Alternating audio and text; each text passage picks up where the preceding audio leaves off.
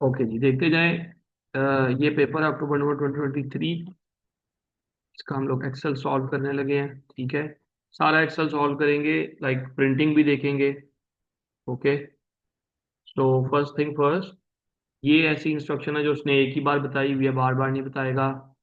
कि कहता है जी जहाँ पे भी करेंसी वैल्यूज होंगी ना, वो आपने उन वैल्यूज को डॉलर के सिंबल के साथ 2 डेसिमल प्लेस पर फॉर्मेट करना है in future.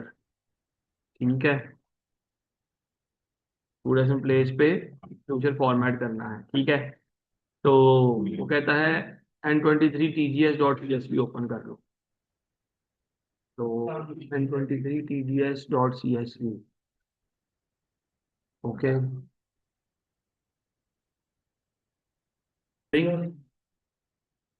It says N23 TGS.CSV को ओपन कर।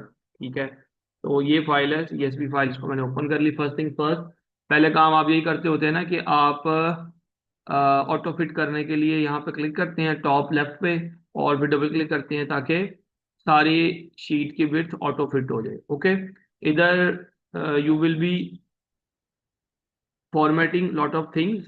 ठीक है, क्योंकि यहाँ पर ना फॉर्मेटिंग काफी ज्यादा करने को कही हुई है उसने। ओके, तो अटेंशन टू डिटेल डिटेल चाहिए होगी। स्प्रेडशीट में कहता है जी इस नाम से सेव कर लें, वो आप कर लीजिएगा। हेडर और फुटर वाले टास्क आप लोगों ने खुद कर लेने हैं, वो मैंने हर बार सिखाए हैं। ओके, अब यहां से मैं आ रहा हूँ, कहता है इंसर्ट 2 न्यू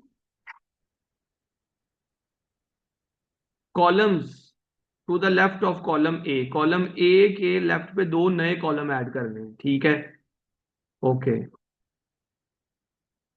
देखते जाएं जी। Still visible enough, column A के लेफ्ट साइड पे 2 नए कॉलम बनाने हैं ना।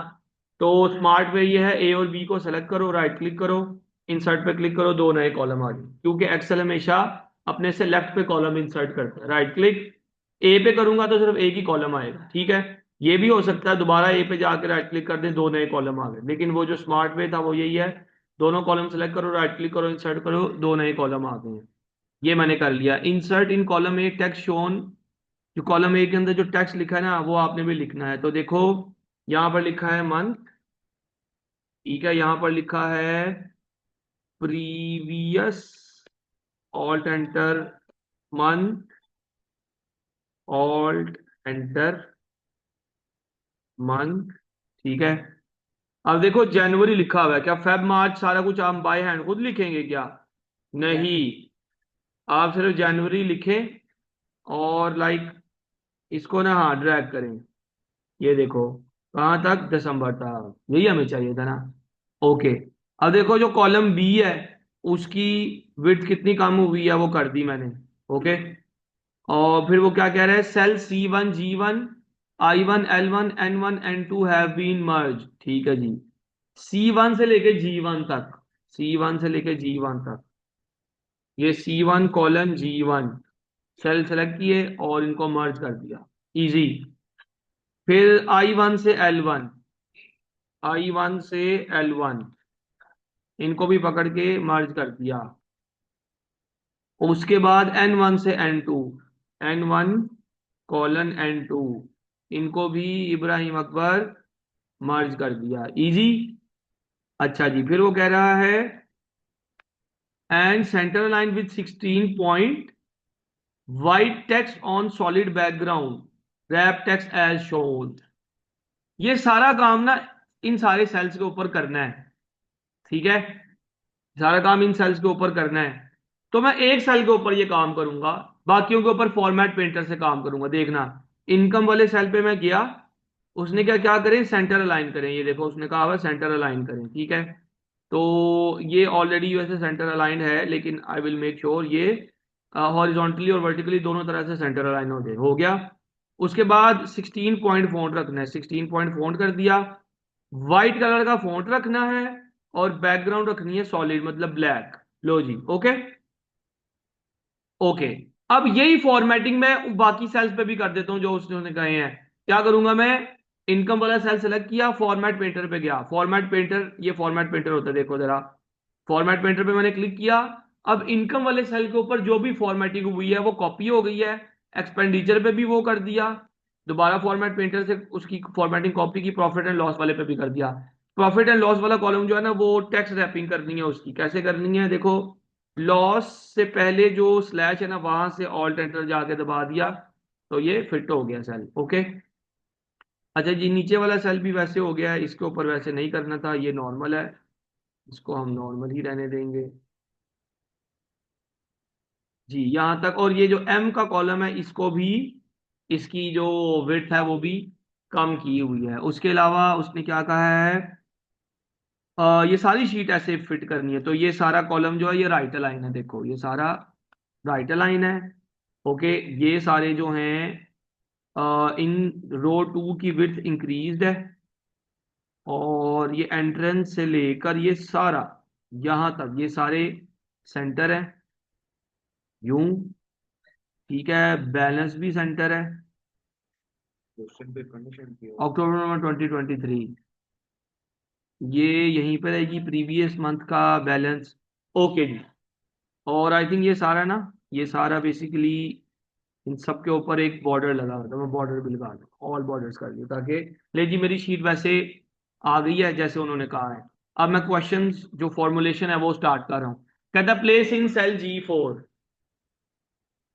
सेल G4 में जाएं, ठीक है, और कैलकुलेट करें total income for the month of January. अब मुझे ये ना एग्जामिन करनी थी ये शीट। ओके, देखो ये सारी entrance fees, shop, feeding, donations, अगर मैं इन सबको प्लस करूंगा, अगर मैं इन सबको प्लस करूंगा तो टोटल के सेल में मेरे पास जनवरी के मंथ का वो निकल आएगा जो प्रॉफिट है, इनकम है जो। ओके, तो I will say equals to sum, bracket start, और ये सारे सेल सेलेक्ट कर लेंगे, ये जनवरी के मंथ की इनकम निकल आई है।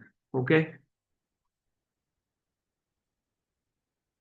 ये जनवरी के मंथ की इनकम बेटा निकल आई, ठीक है।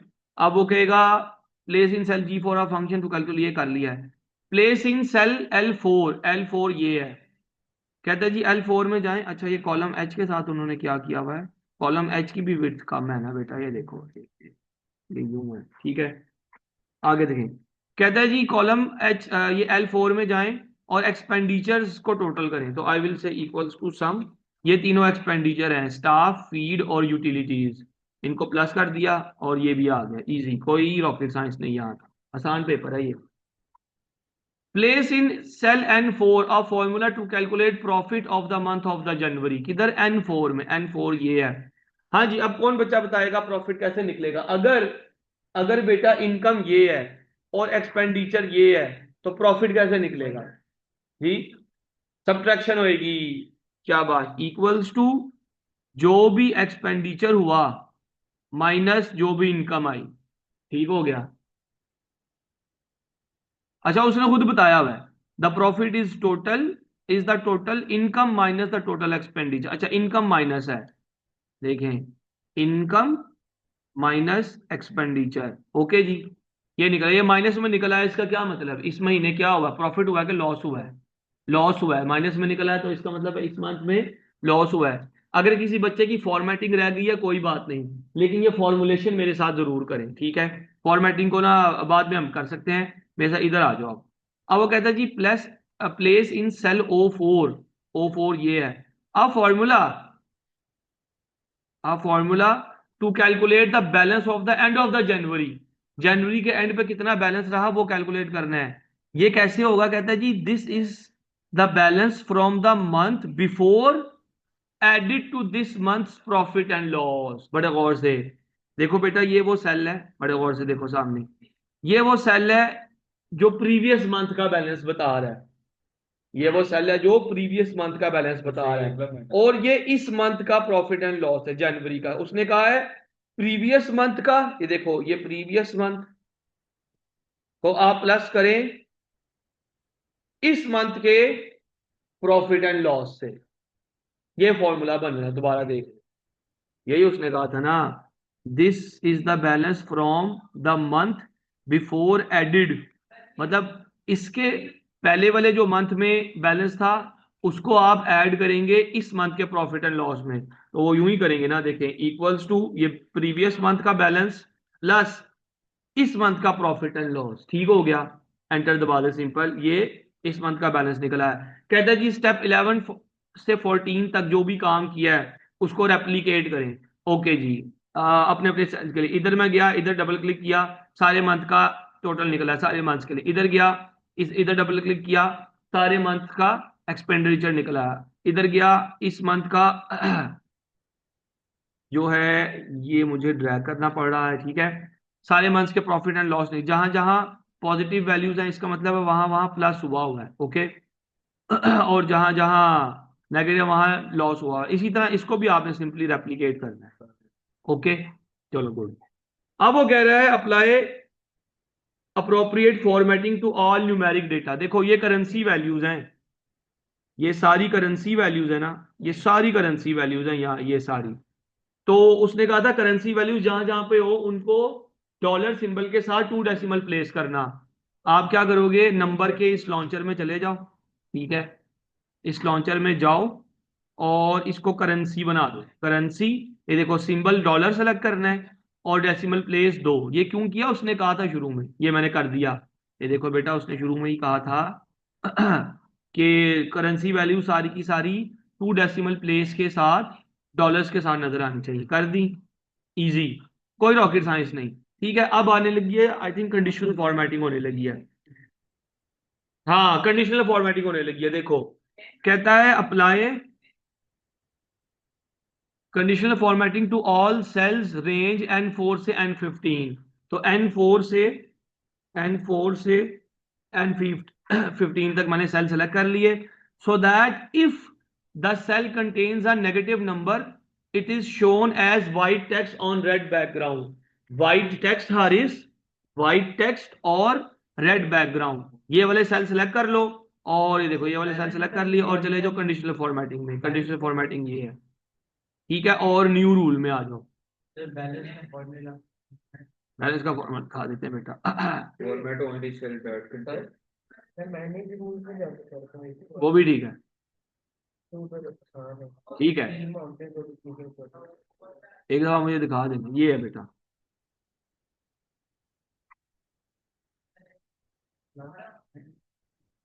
ठीक है, अच्छा कंडीशनल फॉर्मेटिंग कर रहे थे हम लोग इन सारे सेल्स के ऊपर। वो मुझे एक दफा दिखा देना कैसे कह रहे हो, मैं बाद में देखूंगा। Conditional formatting new rule. Okay, और आप जाते हो इधर format only cells that contain, cell value रहेगा। ठीक है, और कैसे पता चलता है कोई वैल्यू नेगेटिव है कि पॉजिटिव है? अगर वो 0 से बड़ी है तो वो पॉजिटिव है, 0 से छोटी है तो नेगेटिव है। तो मैं कह दूंगा लेस देन, अब वो कहेगा लेस देन व्हाट, मैं कहूंगा लेस देन 0। मतलब सेल वैल्यूज अगर लेस देन है 0 से तो उनको फॉर्मेट करो कैसे, ये मैं फॉर्मेट पे जाके क्लिक किया, उनकी फिलिंग होनी चाहिए आई थिंक रेड और font colour white. Very nice. Okay, तो ओके देखो इस तरह नजर आएंगी नेगेटिव वैल्यूज। ओके करूंगा, देखो नेगेटिव वैल्यूज फॉर्मेट हो गई। ठीक है, अब आगे देखते हैं वो क्या कह रहा है। कंडीशनल फॉर्मेटिंग हो गई। Place in your evidence document, जो आपने अभी कंडीशनल फॉर्मेटिंग किया है उसका वो दिखाएं एविडेंस। ठीक है, तो आप क्या करते हो, आप जाओ फॉर्मूलाज में और सॉरी आप जाते हो होम में ही ना, कंडीशनल फॉर्मेटिंग में जाते हो और मैनेज रूल्स में जाते हो। मैनेज रूल्स के अंदर ये जो रूल बना है ना, विंडो शिफ्ट एस, स्क्रीनशॉट बनेगा इस चीज का, जिधर लिखा नजर आएगा कि ये N4 से N15 तक सेल वैल्यू अगर लेस देन 0 हो तो वो रेड बैकग्राउंड के साथ व्हाइट फॉन्ट में नजर आ रही है। ये इस चीज का स्क्रीनशॉट बनेगा। ठीक है, खत्म होने लगा पेपर। अब वो कह रहा है प्रिंटिंग में भी एक टास्क होता है ना, प्रिंटिंग भी एक टास्क होता है। तो इट सेज के print your spreadsheet showing the फॉर्मूले, रो एंड कॉलम हेडिंग नजर आनी चाहिए, लैंडस्केप और सब कुछ अच्छे से नजर आना चाहिए। मैं क्या करूंगा देखें जी, go to formula and show formulas. Formula नजर आ तो गए हैं लेकिन आप देख रहे हो शीट कितनी ज्यादा वाइड हो गई है, ये एक पेज पे फिट नहीं आएगी। तो पहले मैं ना इसकी जो है ना कॉलम्स की विड्थ ऑटो फिट कर लेता हूँ। ठीक है, और ये देखें एम अननेसेसरी ज्यादा है, इसको कम कर लिया। ये बहुत छोटा हो गया है, दोबारा से ऑटो फिट कर लेते हैं। ठीक है, नाउ इट लुक्स फाइन। ठीक है, बहुत ज्यादा छोटा भी नहीं, बहुत ज्यादा बड़ा भी नहीं। जी ऑटो फिट यहीं से होता है, ये यहाँ से जाके डबल क्लिक आप जब आप करते हो, ठीक है। ये देखो मंथ वाला भी सेल जो था ना थोड़े से बाहर हो गए, बी वाला भी जरूरत से बाहर हो गया है, ऑटो फिट कर देते हैं। ठीक है जी, नाउ इट लुक्स फाइन। अब मैं जाता हूँ फाइल पे और प्रिंट पे। ठीक है, पोर्ट्रेट नहीं कहता था, लैंडस्केप करें। ये हो गया लैंड, सब कुछ एक पेज पे बहुत अच्छे से नजर आ रहा है। कहता है कॉलम एंड रो हेडिंग नजर आनी चाहिए, तो page setup, sheet and row and column headings must be displayed and okay. ये कॉलम एंड वो रो हेडिंग्स भी नजर आ रही हैं। एक तो प्रिंट निकल आएगा इस चीज का जिसमें सारे के सारे फॉर्मूलाज हैं जी।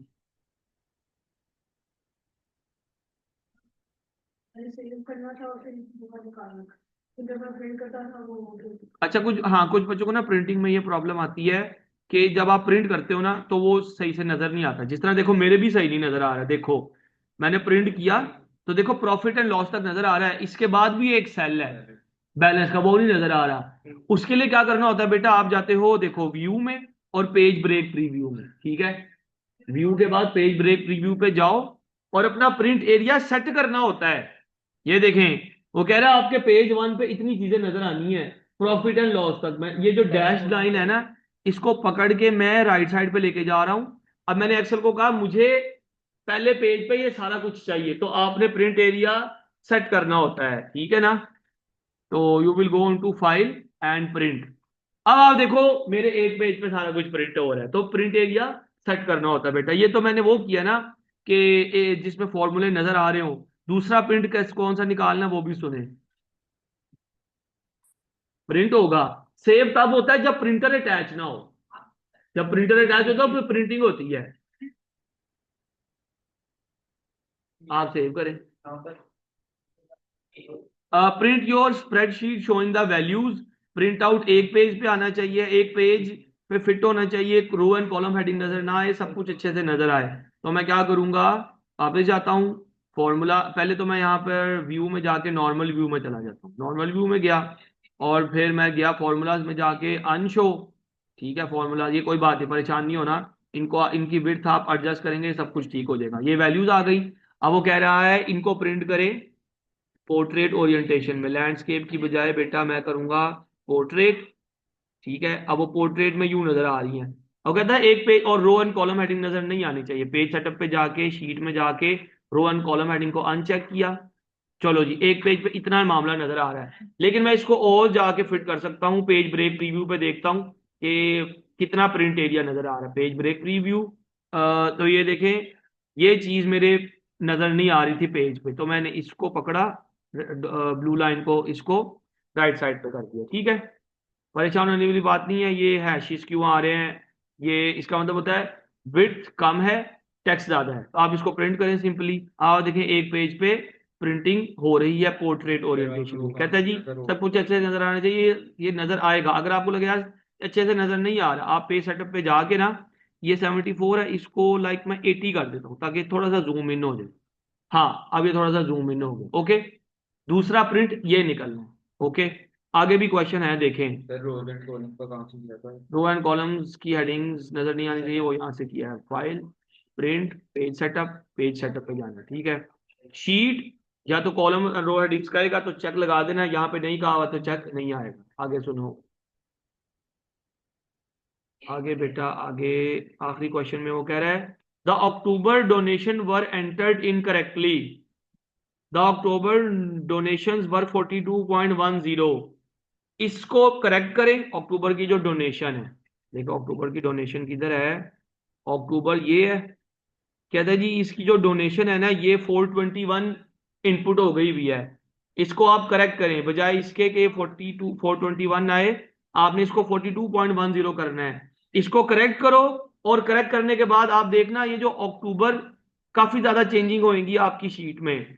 जब आप इस अक्टूबर की डोनेशन को चेंज करोगे ना बेटा, ये देखो अक्टूबर की डोनेशन को 42.10 करना है। एंटर की प्रेस की, देखो ना जैसे ही मैं एंटर की प्रेस करूंगा तो देखना इन सारी वैल्यूज के साथ क्या होगा। ये सारी वैल्यूज और ये सारी चेंज हो जाएंगी, ये सारी ना अब 42.10 के अकॉर्डिंग चेंज हुई है। अब कह रहे हैं अब ये जो आपने चेंज किया ना, ये चेंज करने के बाद जो प्रिंट आ रहे हैं ना वो भी निकाल के दिखाएं। तो print out fits on a ये वैल्यूज ही नजर आनी चाहिए। सिंगल लैंडस्केप में कॉलम में हेडिंग्स नजर नहीं आनी चाहिए।